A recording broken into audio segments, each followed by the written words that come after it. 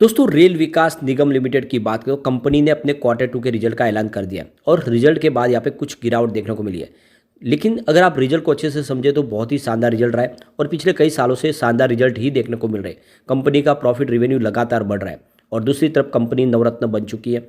बहुत सारे इनके पास ऑर्डर है। इस समय कंपनी तेज़ी से अपने कारोबार को आगे बढ़ा रही है और लग रहा है कि ये स्टॉक आने वाले समय में 4 डिजिट में भी जा सकता है। लेकिन क्या करंटली इस समय खरीदारी करनी चाहिए या फिर इस समय इसमें गिरावट का माहौल बनेगा और डिप में खरीदारी करने के बारे में सोचे, तो इन सारी बातों को जानेंगे इस वीडियो के माध्यम से। यहाँ पे 2-3 बड़ी अपडेट निकल के आ रही है जिनको एक एक करके डिस्कस करेंगे। इसके अलावा अगर हम IRFC को बात करें तो IRFC रेलवे को फाइनेंस करने वाली बहुत ही मजबूत कंपनी है। कंपनी ने डिविडेंड भी दिया और लगातार अच्छा डिविडेंड कंपनी दे रही है। काफ़ी शानदार स्टॉक दौड़ चुका है लेकिन अभी इसकी दौड़ बहुत ज़्यादा बाकी है। तो यहाँ पे इसकी परफॉर्मेंस को देखेंगे, इसके पॉजिटिव और निगेटिव पहलुओं को भी देखेंगे और क्या IRFC में एक लॉन्ग टर्म का नजरिया लेके निवेश किया जा सकता है, जानने की कोशिश करेंगे इस वीडियो के माध्यम से। लेकिन फ्रेंड उससे पहले अगर आप पहली बार हमारे चैनल पे आए तो चैनल को सब्सक्राइब कर दीजिए, एक बेल आइकॉन दबा दीजिए ताकि जब भी नया वीडियो बने पहला नोटिफिकेशन आपको मिले। वीडियो पसंद आए तो लाइक से जरूर कीजिए। चलो फ्रेंड्स वीडियो स्टार्ट करते हैं। मैं हूँ आपका दोस्त SB दवे और हमारे अपने चैनल ऑनलाइन कमाई में आपका बहुत बहुत स्वागत है। तो जैसे कि कंपनी ने रिजल्ट का ऐलान कर दिया 9 तारीख को, उस रिजल्ट के बाद हमने कल गिरावट देखी है स्टॉक के अंदर। कुछ प्रॉफिट बुकिंग शुरू हुई है। यहाँ पे स्टॉक की क्लोजिंग 156 के आसपास रही जहाँ पे 2.74% की तेजी बनी थी। अभी गिरावट इसलिए हुई क्योंकि स्टॉक लगातार काफ़ी ज़्यादा दौड़ा है। 30 रुपीज़ से स्टॉक ने जो दौड़ना शुरू किया था वो बहुत तेज़ी से दौड़ा और लगभग 199 तक गया। अब ऊपर के लेवल से करेक्शन भी काफ़ी ज़्यादा हो चुका है। कुछ नरमी के बाद यहाँ पे फिर से एक तेज़ी की संभावना बनेगी। तो एक बार हम इस रिजल्ट को अच्छे से समझते हैं, इस बार रिजल्ट में क्या कमी रही है। अगर हम बात करें रिवेन्यू की, सितंबर 2022 में 5131 करोड़ के आसपास रिवेन्यू था। इस बार सितंबर 2023 में बढ़ के 5210 करोड़ के आसपास पहुंच गया।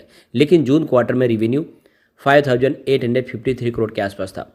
तो यहाँ पे ईयर ऑन बेसिस पे तो रिवेन्यू बढ़ा है लेकिन क्वार्टर ऑन क्वार्टर बेसिस पे रिवेन्यू गिरा है और ये अब की बार पहली बार हुआ है। इससे पहले अगर हम पिछले 3-4 क्वार्टर से देखें तो रिवेन्यू बढ़ा ही था लेकिन इस बार देखें तो रिवेन्यू घटा है। वैसे जून में भी मार्च के मुकाबले रिवेन्यू थोड़ा सा कम हुआ था। ओवरऑल देखें तो क्वार्टर ऑन क्वार्टर बेसिस पे आपको रिवेन्यू थोड़ा सा कम होता हुआ दिखाई देगा लेकिन ईयर ऑन बेसिस पे अभी भी रिवेन्यू अच्छा है। अब प्रॉफिट की बात करें तो सितंबर 2022 में 381 करोड़ का प्रॉफिट था जो इस बार सितंबर 2023 में बढ़ के 394 करोड़ तक पहुंच गया है। तो काफ़ी शानदार वृद्धि हुई है ईयर ऑन बेसिस पे प्रॉफिट में। अब क्वार्टर ऑन क्वार्टर बेसिस पे देखें तो पिछले क्वार्टर यानी जून क्वार्टर में 343 करोड़ का प्रॉफिट था। तो क्लियरली आप समझ सकते हो कि जो प्रॉफिट पिछले 2 क्वार्टर से नीचे आ रहा था, मार्च में आप देखें तो 359 करोड़ के आसपास जो प्रॉफिट था वो जून में 343 करोड़ के आसपास पहुंच गया। लेकिन इस बार एक शानदार बाउंस बैक देखने को मिला। कंपनी का प्रॉफिट सितंबर 2023 में 394 करोड़ तक पहुंच गया। तो ईयर ऑन बेसिस पे भी प्रॉफिट बढ़ा है, क्वार्टर ऑन क्वार्टर बेसिस पे भी प्रॉफिट बढ़ा है। तो ये इसके लिए एक बड़ा प्लस पॉइंट है। इसको आपको समझना चाहिए कि प्रॉफिट जो लगातार 2 क्वार्टर से कम हो रहा है, इस बार प्रॉफिट बढ़ा है और बहुत ही शानदार बढ़ा है। तो इसका मतलब प्रदर्शन काफ़ी अच्छा है। और वैसे भी अगर हम पिछले 4-5 सालों का प्रदर्शन देखें तो लगातार बेहतर परिणाम देखने को मिल रहे हैं। 2019 में जहाँ पे इनका 10,324 करोड़ का पूरे साल का रिवेन्यू था वो 2023 में बढ़ के 21,278 करोड़ तक पहुँच गया, लगभग डबल हो चुका है। प्रॉफिट भी देखें तो 2019 में जहाँ पे 688 करोड़ के आसपास था वो 2023 में बढ़ के 1421 करोड़ तक पहुंच गया, यानी प्रॉफिट भी डबल हुआ है। तो बहुत ही बेहतर परिणाम देखने को मिला है। नेटवर्क भी तेज़ी से बढ़ रहा है। 2019 में जहाँ पे 4396 करोड़ के आसपास था जो 2023 में बढ़ के 7325 करोड़ के आसपास पहुंच गया। तो बहुत ही बेहतर बिजनेस है इसका और जितना डिप में मिले इस स्टॉक में आप खरीदारी करें, यह 4 डिजिट में जाने का पोटेंशियल रखता है। आने वाले समय में जैसे तेजी का वातावरण बनेगा यह स्टॉक फिर से रॉकेट की गति से दौड़ेगा क्योंकि इसके अंदर भी बहुत सारी संभावना बाकी है। चलते हैं IRFC की तरफ। 74.05 पर क्लोजिंग थी जहाँ पे 0.74% की गिरावट देखने को मिली। अब यहाँ पे एक बड़ी गुड न्यूज निकल के आ रही है। पिछले साल इंडियन रेलवे ने करीब 1.5 लाख जॉब क्रिएट किए, अलग अलग जॉब मिले क्योंकि जिस तरह से रेलवे के लिए इंफ्रा कैपेक्स बढ़ाया गया और बहुत सारे प्रोजेक्ट शुरू किए उस हिसाब से लोगों को जॉब भी बहुत सारे मिले। तो रेलवे की तरफ से लोगों को बहुत सारे जॉब दिए गए। लगातार इसमें सरकार खर्च कर रही है, उसका फ़ायदा यहाँ पे देखने को मिल रहा है। तो ये बहुत बड़ी गुड न्यूज है जो यहाँ पे जो लेटेस्ट नॉर्थ ईस्ट फ्रंटियर की तरफ से रेलवे की तरफ से जानकारी दी गई है कि 1.5 लाख जॉब नए क्रिएट किए गए, नए लोगों को जॉब दिए गए।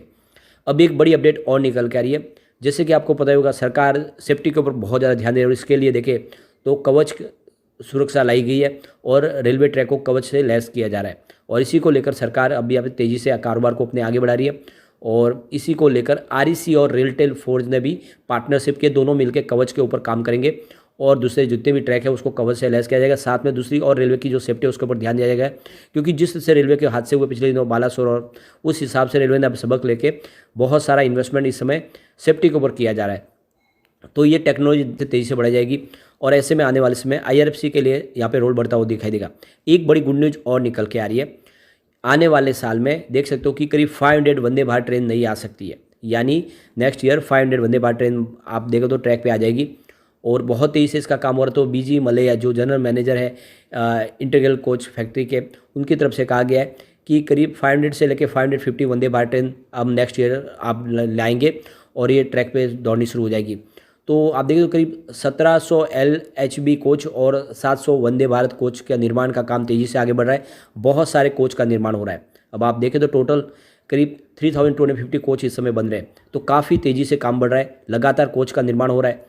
और जैसे कि सरकार फ्रेट कॉरिडोर के ऊपर भी तेज़ी से ध्यान दे रही है और ज़्यादा से ज़्यादा रेलवे के माध्यम से पूरा का पूरा जो सामान की डिलीवरी है उसके ऊपर ध्यान दिया जा रहा है, उसके लिए खर्च भी किया जा रहा है। ये सारी बातें साबित कर रही है कि आने वाले समय रेलवे में एक शानदार तेज़ी की संभावना बनेगी और रेलवे के शेयर फिर से उसी शानदार तेज़ी से दौड़ सकते हैं।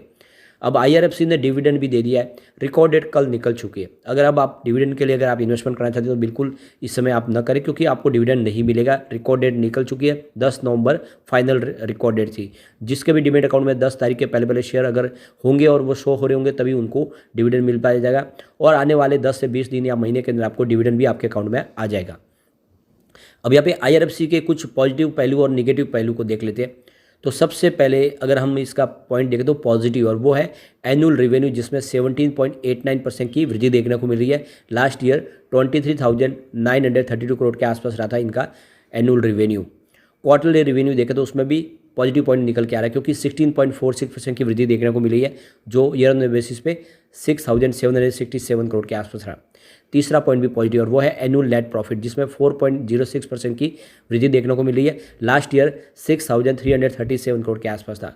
तो ये तीसरा पॉजिटिव पॉइंट है। इसके बाद एक नेगेटिव पॉइंट है, वो है क्वार्टरली नेट प्रॉफिट, जिसमें 9.59% की गिरावट हुई है, जो 1,549 करोड़ के आसपास रहा। लेकिन उसके बाद में एक फिर से पॉजिटिव पॉइंट है, वो है स्टॉक की प्राइस 203% बढ़ी है, काफ़ी शानदार प्रदर्शन किया है। ये पॉजिटिव पॉइंट है। एक पॉइंट और पॉजिटिव, और वो है प्राइस टू अर्निंग रेशियो, यानी पी रेशियो इसका 15.96 है।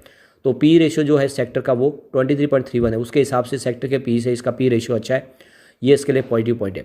अगला पॉइंट निगेटिव, और वो है डेट टू इक्विटी रेशियो, जो 9.21 है, हायर देन 1 है। तो ये इसके लिए एक निगेटिव पॉइंट बन रहा है।